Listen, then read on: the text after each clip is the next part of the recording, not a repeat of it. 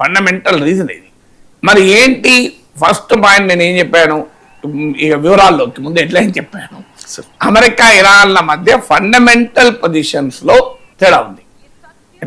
Trump ఏమంటున్నాడు, first nuclear option, మీరు nuclear uranium enrichment మొత్తం ఆపేయాలి, మీ దగ్గర ఉన్న యురేనియం నిల్వలను మాకు బయటికి పంపించేయాలి.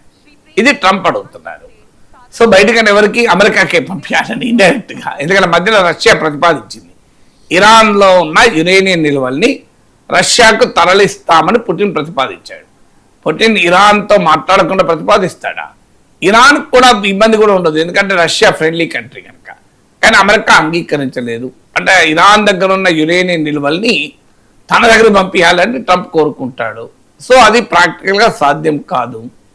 సో అందువల్ల ఇరాన్ వాదన ఏంటి అంటే, న్యూక్లియర్ ఇష్యూ లాస్ట్కి మాట్లాడదాం, ముందు ఏం మాట్లాడుకుందామంటే మొదలు వారాపండి, ఇరాన్ పైన వారాపండి, లెబనాన్ పైన వారాపండి.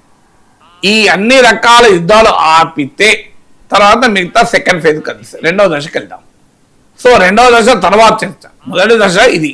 కానీ ట్రంప్ ఏమంటున్నాడు, వారాపాలి అంటే హర్మూజ్ జలసంధి నువ్వు ఓపెన్ చేయాలి, నీవు న్యూక్లియర్ మెటీరియల్ మాకు ఇచ్చేయాలి అంటున్నాడు.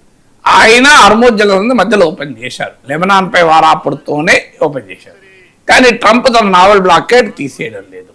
ఇలా ఇరాన్లో పరిస్థితి ఏంటంటే ఆయిల్ ప్రొడ్యూస్ అవుతుంది, స్టోర్ చేసుకోవడానికి ప్లేస్ లేదు, అక్కడికి పాతబడి డిస్కార్డ్ చేసిన ట్యాంకర్లను కూడా తీసుకొస్తున్నారు నింపడానికి.